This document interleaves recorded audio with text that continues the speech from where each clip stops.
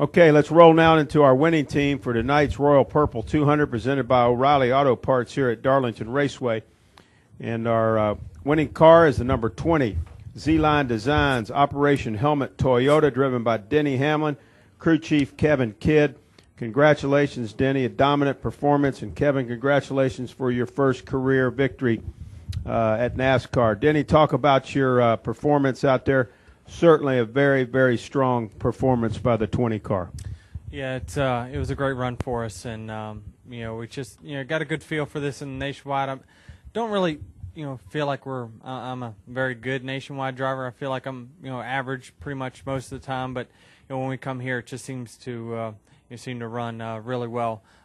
We won with the old surface, and now with the new surface. First win for me with the name change over to the Nationwide Series. So obviously a great day for us and a great day for Kevin getting his first win. And Kevin, talk about that first victory, how sweet it is. Yeah, absolutely. It's just an overwhelming feeling right now to be able to go to victory lane, and particularly to do it at a place like this with as much history and as many just great crew chiefs and great drivers who have been to victory lane here. I'm just proud to be a part of that now. Questions now for Kevin or Denny. We'll start right here. Go ahead. Reed Spencer with Sporting News for Denny. You said yesterday, or earlier today rather, that this is one of the most grueling tracks that you race on. You do 2.5 hours of nationwide practice, 3 hours of cup practice, qualifying in both series, and 2 races. So the question is, after surgery, why pick here to do the double and do the nationwide race as well as the cup? Well, with sponsorship and scheduling and the way that works, it's these races were set in stone pretty much in December to January. So I felt not an obligation. I mean, obviously I want to run, but this is one of the most physically demanding races tomorrow that we come by, especially with the heat here. So I mean, it's it is a challenge. I knew it was going to be a challenge. I knew this was going to be a very, very long day. So I tried to conserve as much energy as possible. I didn't run a ton of laps in Nationwide. I didn't run a ton of laps in Cup, just trying to conserve some energy for tonight and then for tomorrow. So having all day to rest tomorrow will help get some fluids in us. And, it's just, I only get 4 chances at it, I think, this year. Las Vegas, we finished second here, win. We're going to run next week at Dover. And then at Richmond in the fall. So I got to take advantage. I do like to run the Nationwide Series, and I got to take advantage of the few races I do get. Any questions in the press box for Denny or Kevin? Yes, stand by. Okay. Tom Bowles, SI and FrontStretch.com.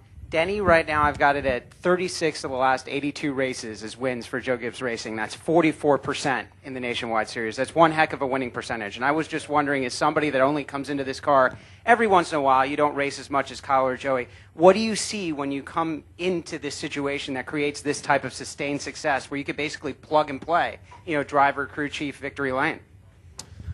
Well, up until, I'd say probably 3 years ago when Joe Gibbs Racing Nationwide Series, their teams really hit their stride. We also went 10 years with no wins. We watched RCR do the same thing for 5 or 6 years. So this was the work of myself and Dave and a lot of guys with that nationwide program over this. The way we're running now has to do with work that we've done 3 or 4 years ago and helped build this program into what it is. And now it's up to Kevin and Jason to keep that going. And that's the hardest part, is once you get on top, is trying to stay on top. And they got the task of doing that. And this year, obviously, they've shown that they can step up to the plate. So as myself and Joey and Kyle expect, we expect to get in the best race cars once we get in them. And that's what makes it a lot of fun to get in the Nationwide Series cars, is when we step in this 18 or 20 car, we know we've got the best stuff. Other questions in the press box? No other questions in the press box. All right, we'll come downstairs. Go ahead, Pete.